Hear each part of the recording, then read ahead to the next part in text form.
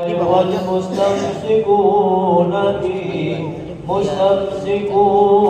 بحبل غير منقسم يا ربي المصطفى أكرم مقاصدنا واغفر لنا من مضى يا واسع الكرم يا أكرم الخلق ما لمن ألوذ به سواك عند حلول الحادث العامم يا ربي المصطفى بلغ مقاصدنا واغفر لنا ما مضى يا واسع الكرم اللهم صل وسلم وبارك عليه.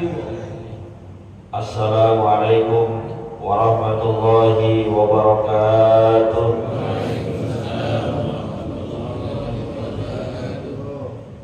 Bismillahirrahmanirrahim. Alhamdulillahi rabbil alamin. Allahumma salli wa sallim ala sayyidina Muhammadin wa ala alihi wa sahbihi ajma'in, amma ba'du. Fa inna asdaqal hadis kitabullah wa khairal hadi hadi sayyidina Muhammadin sallallahu alaihi wasallam wa syarrul umuri muhdatsatuha wa kullu muhdatsatin bid'ah wa kullu bid'atin dhalalah wa kullu dhalalatin finnar. Subhanaka la ilma lana illa ma 'allamtana innaka antal alimul hakim. Rabbi shrah li sadri wa yassir li amri wahlul 'uqdatam min lisani yafqahu qawli. Amin. Yang sama-sama kita hormati dan muliakan guru kita Ustaz Dr. Anas Haji Asman bin Haji Abdul Rahim, Ketua Masjid Al-Istiqomah Ustaz Haji Asmari bin Kiai Haji Abdul Rashid Siddiq, bapak-bapak, ibu-ibu hadirin jamaah yang dimuliakan oleh Allah. Alhamdulillah, sama-sama telah kita laksanakan kewajiban kita salat subuh secara berjamaah, dilanjutkan dengan hadir di majlis ilmu. Mudah-mudahan rangkaian ibadah ini diterima dan dibagikan pahala oleh Allah Subhanahu wa taala. Melanjutkan bacaan kita. Bismillahirrahmanirrahim. Qala al-muallif rahimahullahu taala anhu wa qad wasafa Allahu malaikatahu wa anbiya'ahu alaihimus salam wa ibadahul mu'minina fi kitabihi bil a'malis salihati wa bil mulazamati laha wal musara'ati fiha ma'al khawfi wal khasyati wal isfati wal wajal. Wa qala ta'ala fil malaikah bal ibadun mukramun ila qawlihi wa hum min khasyatihi musfikun. Wa qala ta'ala fil anbiya ulaika alladhina yad'una yabtaguna ila rabbihimul wasilah ayyuhum aqrabu wa yarjuna rahmatahu wa yakhafuna 'adabahu inna 'adaba rabbika kana mahdura. Wa qala aidan fihim innahum kanu yusari'una bil khairati wa yad'unana raghaban wa rahaban wa kanu lana khashi'in. Wallahu a'lam. Melanjutkan pembahasan kitab An-Nasaihud Diniyah wal Wasaya Al-Imaniyah karangan Al-Habib Abdullah Al-Haddad. Beliau mengatakan, wa qad wasafa Allahu malaikatahu wa anbiya'ahu alaihimus salam wa ibadahul mu'minina fi kitabihi bil a'malis salihah. Sungguh Allah Subhanahu wa taala telah mensifatkan, telah mencirikan para malaikatnya, juga para nabi dan orang-orang yang beriman, disifatkan di dalam Al-Quran bahwasanya mereka itu adalah makhluk-makhluk Allah yang gemar berbuat baik, yang gemar beramal saleh. Wal mulazamati laha wal musara'ati biha, bukan saja gemar tapi senantiasa. Mulazamah itu konsisten, istiqomah, mengerjakan beristiqomah dengannya, terus-terusan dijaga terus. Kalaupun seandainya terlepas dari pekerjaannya, dia cari waktu untuk qadha, itu namanya mulazamah. Misal ada orang biasa sholat tahajud jam 2 sampai jam 3. Suatu malam karena kesibukannya dia capek luar biasa, kelewatan bangunnya, sampai bangunnya itu menjelang subuh. Sudah tidak terkejar untuk tahajud lagi. Maka dibolehkan bagi orang yang kayak tadi, yang memang sudah terbiasa untuk melaksanakan sholat tahajud, dibolehkan untuk qadha di waktu lain. Bahkan kata ulama boleh dia qadha setelah sholat subuh, walaupun hakikatnya setelah sholat subuh termasuk waktu yang dilarang untuk melaksanakan sholat sunnah. Tapi untuk mengejar qadha amalan yang biasa dia lakukan sebelum subuh, itu dibolehkan. Termasuk orang yang biasa misalnya sholat qobliyah subuh, yang kata Nabi Muhammad SAW, rakaatani qoblal fajri khairun minad dunya wa ma fiha. 2 rakaat yang kalian laksanakan sebelum fajar, sebelum melaksanakan sholat subuh, itu lebih baik daripada dunia beserta isi-isinya. Bahkan ada orang menerjemahkan lain lagi, orang paling kaya di dunia adalah orang yang sholat sunnah sebelum subuh 2 rakaat. Karena memang anugerah yang Allah berikan kualitasnya lebih baik daripada dunia beserta isi-isinya. Kita biasa melakukan itu, cuma tadi kita mau melaksanakan itu ternyata keburu qomat. Maka bagi yang terbiasa melaksanakan qobliyah subuh lalu terhalang dengan iqamah yang sudah dikumandangkan, boleh bagi dia mengqadhanya di waktu lain. Boleh juga mengqadhanya setelah subuh.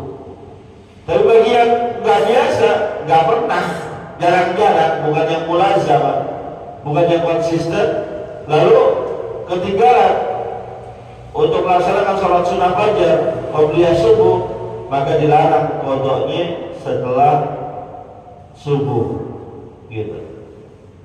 Nah, para malaikat Allah Subhanahu wa Ta'ala, para nabinya dan juga orang-orang beriman, disifatkan oleh Allah dalam Quran, mereka orang-orang yang senantiasa beramal soleh, senantiasa konsisten dengan amal yang dia lakukan, wal musara'ati biha, bahkan kalau udah urusan kebaikan paling dulu, paling semangat, segera, nggak pakai nunda-nunda, nggak pakai bantaran. Dan ketika mengerjakan itu, amalan-amalan kebaikan yang diperintahkan oleh Allah Subhanahu wa Ta'ala, dalam diri mereka tersimpan rasa takut terhadap Allah Subhanahu wa Ta'ala. Konsisten ikhlas mengerjakannya diiringi ma'al khawfi wal khasyah, rasa takut yang luar biasa terhadap Allah Subhanahu wa Ta'ala.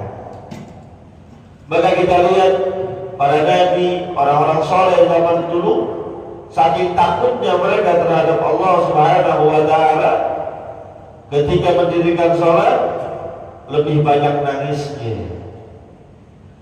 Pada suatu ketika Sayyidina Abu Bakar Siddiq radhiyallahu ta'ala anhu diminta oleh Rasulullah sallallahu alaihi wasallam untuk menggantikan sholat menjadi imam, karena saat itu Rasulullah sedang sakit. Dia minta kepada istrinya Sayyidatuna Aisyah radhiyallahu ta'ala anha, sampaikan kepada ayahmu Abu Bakar untuk menjadi imam menggantikanku. Apa jawaban Sayyidatuna Aisyah? Ya Rasulullah, kalau bisa yang lain aja, jangan ayah saya. Kenapa? Karena ayah saya kalau baca surat, baca Al-Quran, baca ayat-ayat Allah, banyakkan nangisnya daripada bacaannya, khawatir mengganggu yang lain. Kenapa nangis? Karena saking takutnya terhadap Allah Subhanahu wa Ta'ala. Bahkan dalam riwayat juga kita temukan Sayyidina Utsman bin Affan radhiyallahu ta'ala anhu pernah suatu ketika dalam sholatnya sepanjang malam,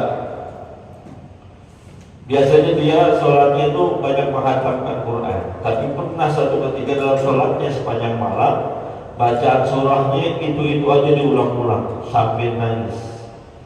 Ayat yang berisi tentang ancaman azab Allah di hari akhirat. Saking takutnya dia kepada Allah Subhanahu wa Ta'ala. Jadi orang-orang beriman adalah orang yang sangat takut kepada Allah. Faqala ta'ala, maka Allah Subhanahu wa Ta'ala berfirman fil malaikah berkaitan dengan para malaikat, bal ibadun mukramun la yasbiqunahu bil qawli wa hum bi amrihi ya'maluna ya'lamu ma baina aydihim wa ma khalfahum wa la yashfa'una liman illa liman irtada wa hum min khasyatihi musbiqun. Dalam surat Al-Anbiya ayat ke-26 sampai 28 Allah Subhanahu wa Ta'ala mengisahkan, menceritakan bahwa orang-orang di luar Islam itu ittakhadar rahmana waladan subhanah, menganggap para malaikat itu adalah anak-anak Tuhan. Subhanahu pada maksudnya Allah, malaikat itu bukan anak Tuhan, bal ibadun mukramun, mereka itu adalah hamba-hamba Allah yang mulia. Kenapa mulia itu para malaikat? Karena dia taat kepada Allah, karena dia dekat kepada Allah. Maka siapapun makhluk Allah yang senantiasa taat kepada Allah, mengerjakan apa yang diperintahkan, menjauhi apa yang dilarang, dia termasuk orang mulia. Wali-wali Allah, orang-orang yang dekat kepada Allah Subhanahu wa Ta'ala. Dan malaikat itu adalah makhluk yang sangat luar biasa, karena memang dari sisi penciptaan berbeda dengan manusia. Jadi kita jangan bayangkan malaikat itu adalah cahaya, kan? Malaikat itu bukan cahaya, tapi malaikat itu adalah makhluk Allah yang terbuat dari cahaya, bahan dasarnya, tapi fisiknya bukan cahaya. Sama kita manusia. Kata Allah Subhanahu wa Ta'ala, manusia itu diciptakan dari tanah. Tapi apakah kita berbentuk tanah? Enggak. Malaikat Allah tercipta dari cahaya, bahan dasarnya, tapi bentuknya apakah cahaya? Bukan. Iblis, jin, bahan dasarnya adalah api, tapi apakah bentuknya adalah api? Bukan. Allah wujudkan bentuk langit, tapi memang mereka itu adalah termasuk yang gaib, yang tak tampak oleh mata, tapi wujudnya ada. Ada malaikat yang diciptakan oleh Allah Subhanahu wa Ta'ala sejak mulai diciptain sampai nanti hari kiamat sujud terus-terusan. Ada yang ruku terus-terusan, ada yang tasbih terus-terusan, ada yang tawaf terus-terusan, tergantung apa yang Allah perintahkan kepadanya. Dan malaikat itu umurnya panjang, nggak kayak kita. Kalau kita kan umurnya 60, 70, 100 juga udah berat banget. Malaikat itu dalam sebuah perjalanan ini, contoh malaikat Jibril, dalam sebuah perjalanan Isra Mi'raj, Nabi kan didampingi oleh malaikat Jibril. Dalam perjalanan Nabi nanya, wahai Jibril, berapa usia engkau? Sudah berapa lamakah engkau diciptakan oleh Allah? Apa jawaban malaikat Jibril? Kata malaikat Jibril, tuh lihat tuh di situ tuh, Di jurusan sana tunjuk satu bintang yang sangat bercahaya. Bintang yang sangat bercahaya, sangat indah. Kata malaikat Jibril, itu bintang yang cakep banget tuh, itu munculnya setiap 70.000 tahun sekali. Munculnya itu bintang sebanyak 70.000 tahun sekali. Dan saya, kata malaikat Jibril, sudah pernah melihat itu bintang muncul sebanyak 70.000 kali. Jadi berapa usianya? Bintang yang tadi itu tunjuk, yang cakep, kata malaikat Jibril, munculnya setiap 70.000 tahun sekali. Dan saya, kata malaikat Jibril, sudah melihat sebanyak 70.000 kali. Ayo berapa? Banyak lah ya, miliaran tahun umurnya. Dan kita gak usah soalin itu. Bagi kita cukup dalam akhir-akhir surat Al-Baqarah yang sering kita jadikan wiridan. Amana rasulu bima unzila ilaihi min rabbihi wal mu'minun kullun amana billah. Beriman kepada Allah wa malaikatihi, beriman kepada para malaikat. Beriman dalam arti kita percaya malaikat itu ada walaupun gak terlihat. Wa kutubihi wa rusulihi la nufarriqu baina ahadin min rusulihi. Dan malaikat itu adalah makhluk yang sangat luar biasa.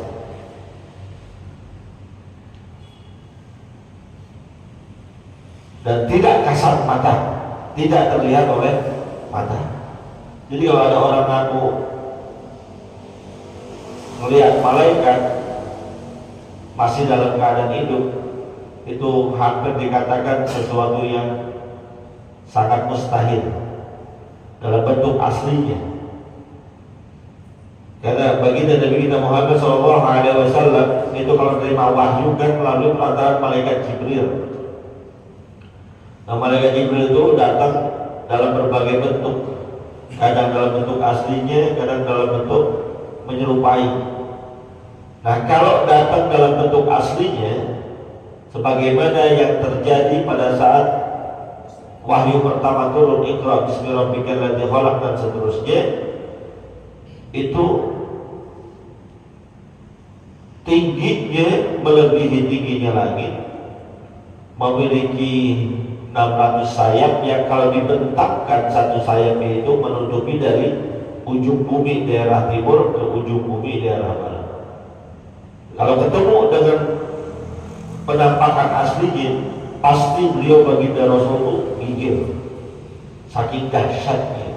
Beliau baginda Rasul yang secara fisik sempurna, yang pernah saya katakan, beliau itu kalau diukur dengan jawara paling kuat di muka bumi, kualitas fisiknya lebih bagus 10 kali lipat, yang kuat-kuat.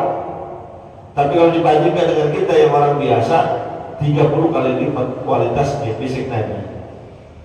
Yang kuat luar biasa kayak gitu, ketemu dengan malaikat asli aja masih gigil. Nah, kalau ada orang sekarang ngaku ketemu malaikat Jibril, dapat wahyu, ya paling itu kalau nggak otaknya koslet. Itu kemarin dia ngaku Nabi di mana tuh? Di Pacitan atau di mana? Ada orang ngaku Nabi baru-baru ini. Aneh-aneh aja orang zaman sekarang ngaku Nabi. Pernah ada yang ngaku malaikat Jibril? Gak tanggung-tanggung ngaku malaikat Jibril. Lihat tampangnya ini gak percaya. Jadi malaikat Jibril itu memang kadang menampakkan diri sebagai makhluk manusia yang dikenal oleh Nabi, kadang menampakkan diri sebagai makhluk manusia yang tidak dikenal oleh Nabi. Seperti hadis yang tentang Islam, malaikat mengajarkan Islam, iman, ihsan kepada Nabi kan diceritakan hadisnya, ja'a rajulun bayadus thiyabi sadidus sawadi sa'ri, datang kepada Rasulullah satu orang kita gak ada yang kenal, tapi juga bukan ada bekas-bekas perjalanan klimis rapi. Pakainya putih banget, rambutnya hitam banget, tapi jangan kenal di antara kita ya. Itu kata Rasulullah, dzalika Jibril atakum yu'allimukum dinakum. Itu malaikat Jibril datang kepada kalian mengajarkan tentang agama kalian, tentang Islam, tentang iman, tentang ihsan dan lain sebagainya. Itu malaikat. Apa kata Allah Subhanahu wa taala? Bal ibadun mukramun. Malaikat itu adalah hamba-hamba Allah yang mulia, dimuliakan oleh Allah karena memang kualitas ibadahnya. La yasbiqunahu bil qawli. Malaikat itu tidak mendahului Allah daripada ucapannya. Maksudnya nggak kerjain sesuatu yang nggak Allah perintahin. Kalau kita kan beda ya. Allah suruh ke kanan, kita ke kiri. Allah suruh lempeng, kadang-kadang kita belok. Allah suruh berhenti, kita nabrak. Tapi malaikat Allah enggak bertentangan dengan perintah Allah. Allah suruh ke kanan, ke kanan. Allah suruh diam, ke kiri, jalan-jalan. Enggak ada tawar-menawar. Sami'na wa ata'na.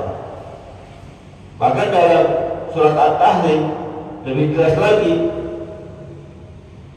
alaiha malaikatun ghilazun syidadun la ya'suna Allah ma amarahum wa yaf'aluna ma yu'marun. Tidak pernah bermaksiat kepada Allah dari apa yang diperintahkan dan senantiasa mengerjakan.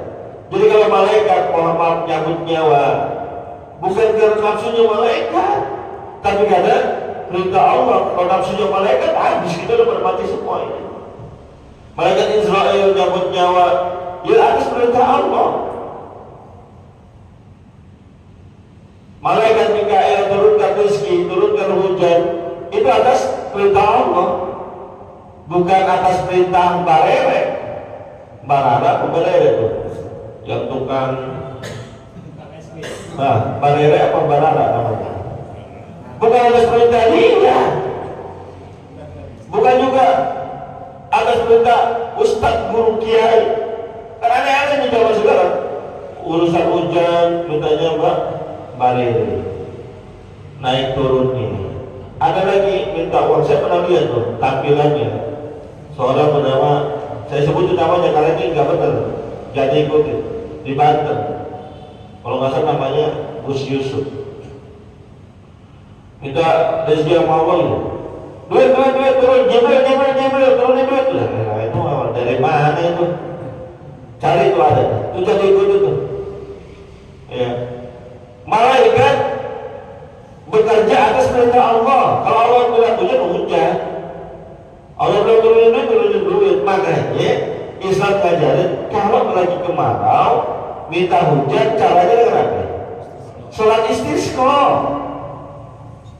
bermunajat kepada Allah, banyak istighfar, minta ampun kepada Allah. Faqul sustaghfiru rabbakum innahu kana ghaffara yursilis samaa'a 'alaikum midrara wa yamila.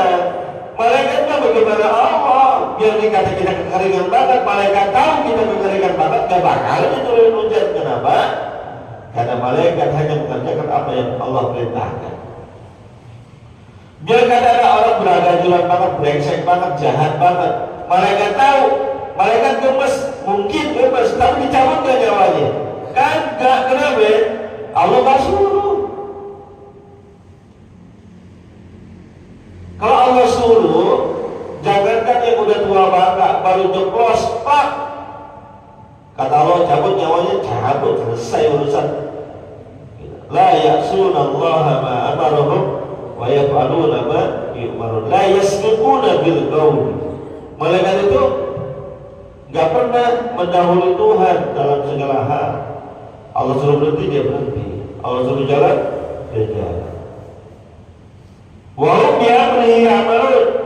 Dan malaikat Allah itu terhadap perintah Allah senantiasa mengerjakan. Walaupun mungkin enggak masuk akal menurut kita. Maka saya katakan tadi ada malaikat yang kerjanya sejak diciptakan tawaf, nggak ngapa-ngapain, tawaf doang. Perintahnya kayak gitu. Ada yang perintahkan sujud terus sujud ila yaumil qiyamah. Dikatakan sujudnya itu sampai hari kiamat. Yang zikir sampai hari kiamat, yang tawaf sampai hari kiamat. Karena malaikat itu tetap ketika terjadi hari kiamat mati juga. Kullu nafsin dha'iqatul maut. Karena standarnya setiap yang bernyawa pasti mati. Malaikat bernyawa, maka malaikat juga mati. Wallahu a'lam bishawab. Al-Fatihah.